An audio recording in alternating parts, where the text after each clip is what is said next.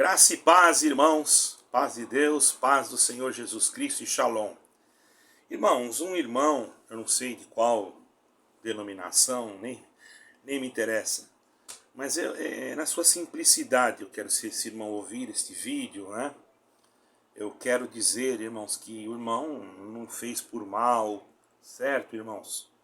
Eu não vou dizer o seu nome aqui, mas foi até bom o seu comentário, já vou até te elogiar, porque assim, ele não é um comentário que que falou mal da minha pessoa, nada disso, irmão. Muito pelo contrário, é uma pessoa até que se preocupou comigo.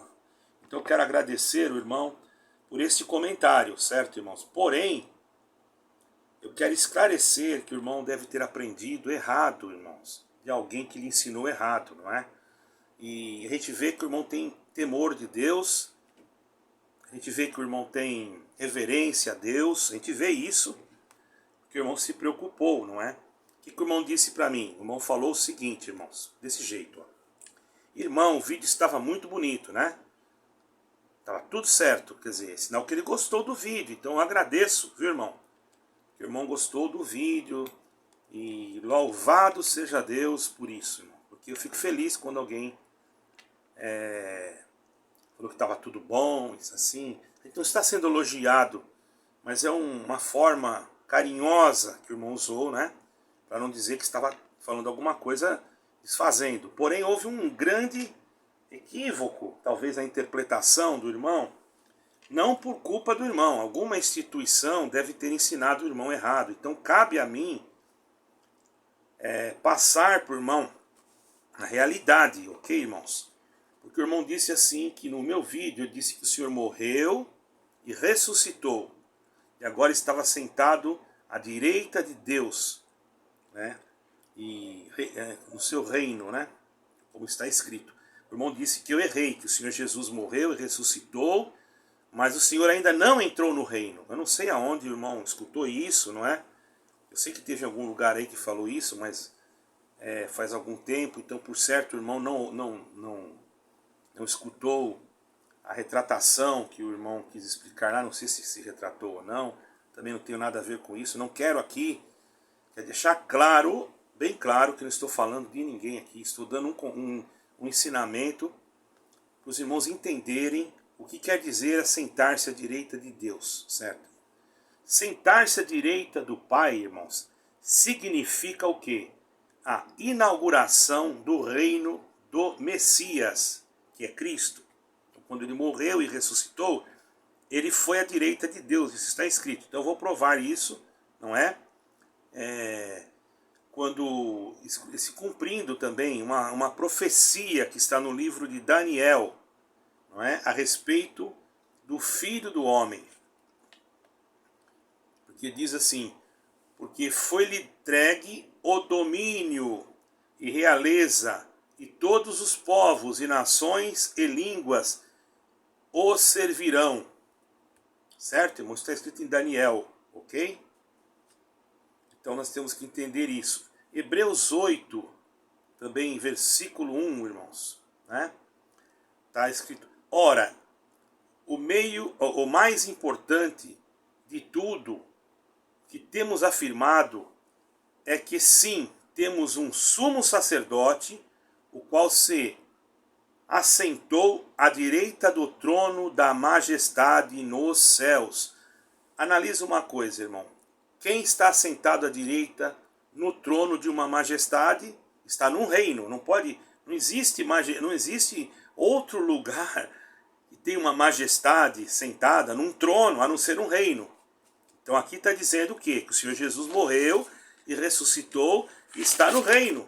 Não é que ele vai entrar no reino. Nós que ainda estamos vivendo um aperfeiçoamento, o Senhor Jesus também já nos faz em espírito reinar com ele. Embora não estamos junto com ele, mas quando nós sentimos a presença do Espírito Santo, algo magnífico, extraordinário, no conhecimento espiritual, nas sagradas letras, está na Bíblia, nas Escrituras, isso faz parte de nós, de cada um de nós, por misericórdia, não por os nossos méritos humanos, mas por misericórdia, sermos então acolhidos pelo esse tão grande amor que Jesus Cristo teve por nós, dando e entregando a sua própria vida, para que quando ele voltar, nós possamos reinar também junto com ele, certo, irmãos? Como diz a palavra, que nós seremos como reis e sacerdotes diante dele, né? Diante dele não, ele estará reinando sobre nós, mas vamos ser considerados por ele, porque ele é, irmãos, realmente maravilhoso. Você está entendendo, irmão? Então agora, Jesus, o Senhor Jesus, Yeshua, está sentado no trono da mais alta honra nos céus. Está escrito em 2 de Atos, versículo 33 e 39, tá bom, irmão? E está sentado à direita de Deus. E tal como prometeu, o Pai enviou também o Espírito Santo, e ali está em Atos dos Apóstolos, né, capítulo 2, no derramamento do Espírito Santo, e derramou o que vocês estão vendo hoje. Ali foi uma pregação do servo de Deus que estava ali, e foi explicando para aqueles que estavam chegando, vendo aquele movimento, não entendendo o que era aquilo, que eles estavam no cenáculo. Então ele começou a explicar, vocês estão vendo isso aqui hoje.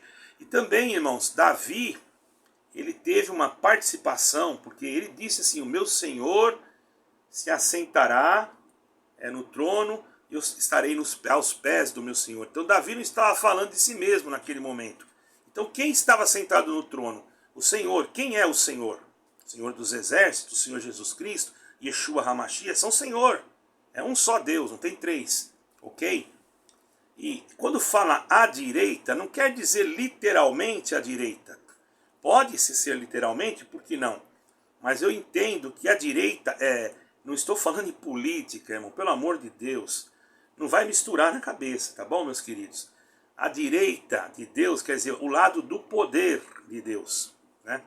Porque vocês observam que quando o Senhor Jesus vir buscar a igreja, ele dirá aos que estão à sua direita, vinde, benditos do meu Pai, possuí por herança o reino que vos está preparado desde antes da fundação do mundo. Quer dizer, ele veio da onde? Ele veio do reino buscar-nos para levar para o reino. E ainda tem mais, irmão. Nós, se guardarmos, se for pela misericórdia de Deus, porque não somos nada, jamais podemos nos considerar capazes ou, enfim, termos condições próprias para podermos alcançar essa tão grande graça.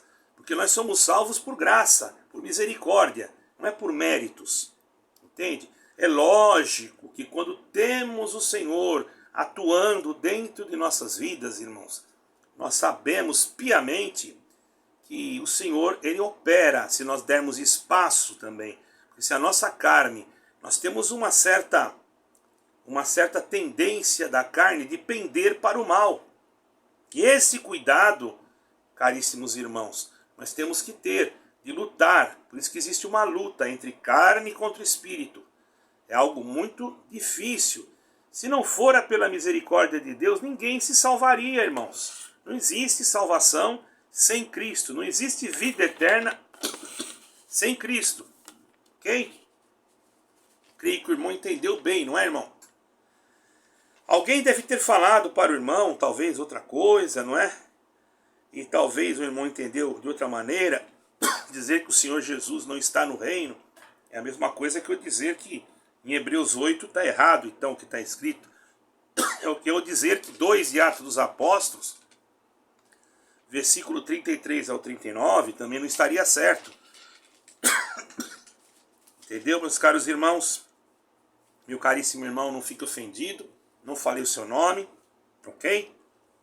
E peço a Deus que o irmão não deixe guardado no seu coração essas coisas. Aprendem, irmãos, às vezes de pessoas que talvez não fazem por mal, mas são levadas por... Não estudam as Escrituras, irmãos. Porque nós temos que estudar as Escrituras. Eu sei que existem determinadas denominações que não deixam estudar as Escrituras mesmo. Eu acho isso um grande absurdo. O que tem de mais uma pessoa de estudar a Escritura? Não tem nada. Toda vez que você estudar, você vai aprender uma coisa nova. Fica gostoso, faz bem. A gente pegar aquele compromisso de leitura, de examinar. A palavra examinar quer dizer estudar, irmãos. Ah, mas eu não sei ler. Mas você consegue ouvir, não é mesmo? Irmão, se nós quisermos clamar a Deus e pedirmos, o Senhor nos dá um jeito para nós aprendermos as coisas. Pelo Espírito Santo, primeiramente, a revelação do céu, mas também Deus nos dá o conhecimento das coisas. Para nós não entrarmos em caminhos, como o nosso caríssimo irmão aí entrou, ele não fez por mal, não quero perder você do canal não, irmão, tá? Jamais, você para mim é importante, não por causa da minha pessoa, mas por causa do Evangelho, porque é mais um que está ajudando o canal a atingir um objetivo. Não é o ganhar dinheiro. É lógico que num vídeo aí eu coloquei o número de uma conta de Portugal. Por quê? Porque eu tenho umas missões para me fazer, irmão, umas localidades que eu devo ir para fazer uma parte aí. Depois eu vou passar no vídeo para os irmãos. Quando Deus preparar de eu ir, porque eu não sei ainda, estou orando, né? Mas eu preciso ter essa condição para me comprar a passagem, enfim. Então nós iremos até lá. Como já fomos em algum lugar, como Deus já nos preparou, nós somos já em alguns lugares.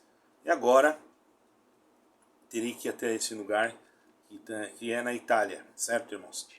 Mas também não vou ficar ali muitos dias, porque eu não posso. Mesmo porque eu não posso. E também, eu também estou enfermo. Eu vou ali só fazer uma parte, se fizer naquele dia mesmo. Se der para voltar no mesmo dia, que ali é perto, não é onde eu moro, eu volto no mesmo dia. Mas se não der, eu pernoito e volto no outro dia, para estar na minha casa. Certo, irmãos?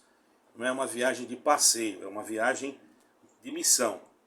Para falar do Evangelho, para tentar abrir a mente de alguém que está sendo enganado, enganada. Peço aos irmãos que orem para Deus me direcionar.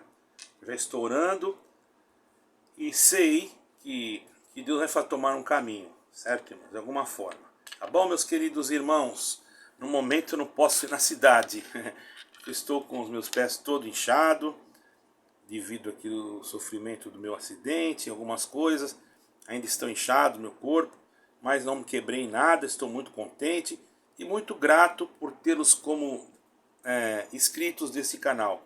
Mas não vai atrás de qualquer doutrina, viu, irmãos? Não é para um só não, é para todos, tá? Não escuta qualquer doutrina. Tem irmãos que têm as suas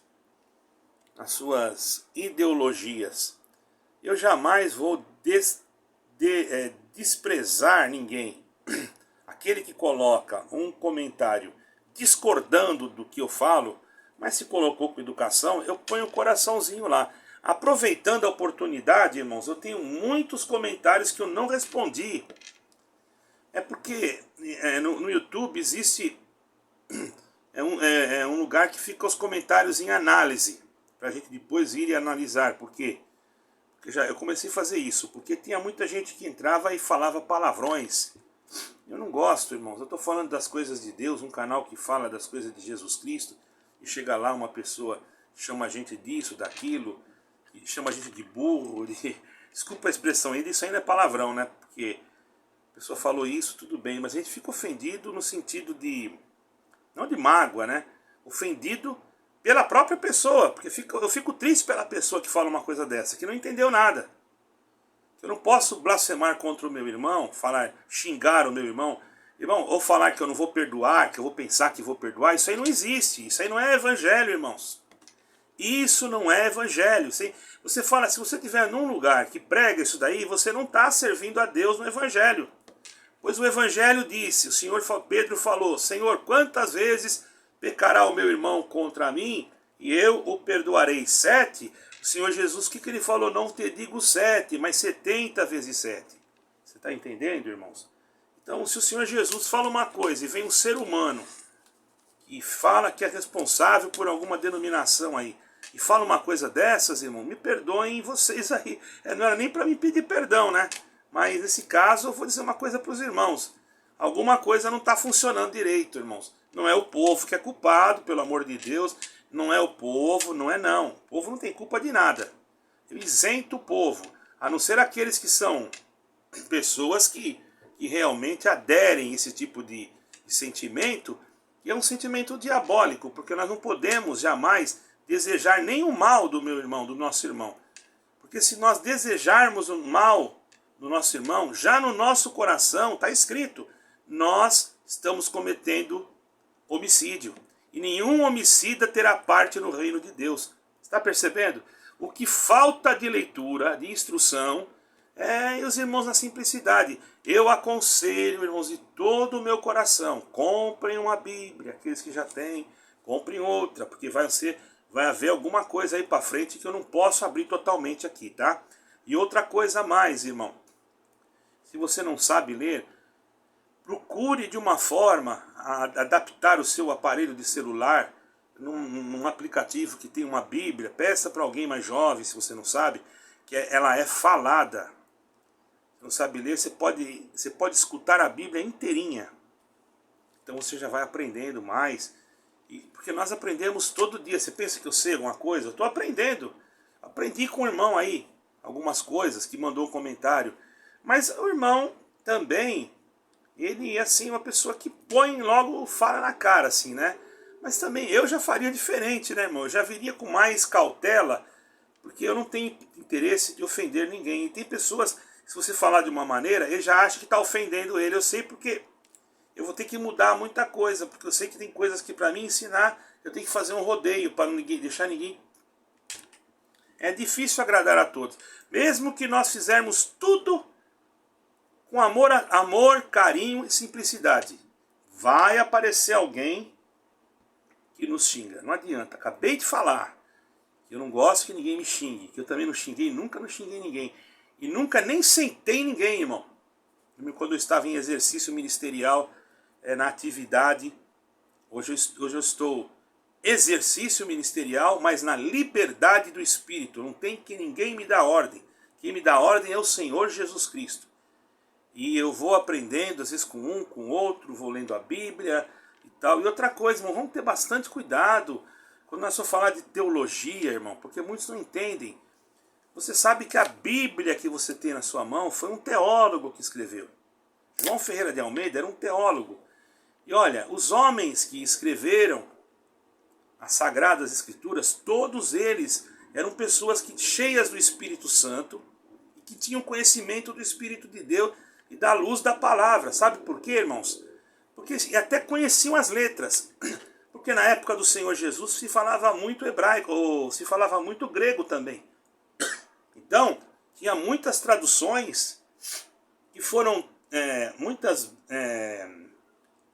hoje não tem mais, não se encontra mais as cópias originais, agora se encontra cópias de cópias. Então o que acontece? Muitos copiaram aquelas cartas ou os evangelhos, que foi escrito bem depois, copiaram em grego. Em grego. Agora você veja bem, então tinha pessoas que tinham conhecimento de falar outras línguas, materialmente falando, não é, irmãos?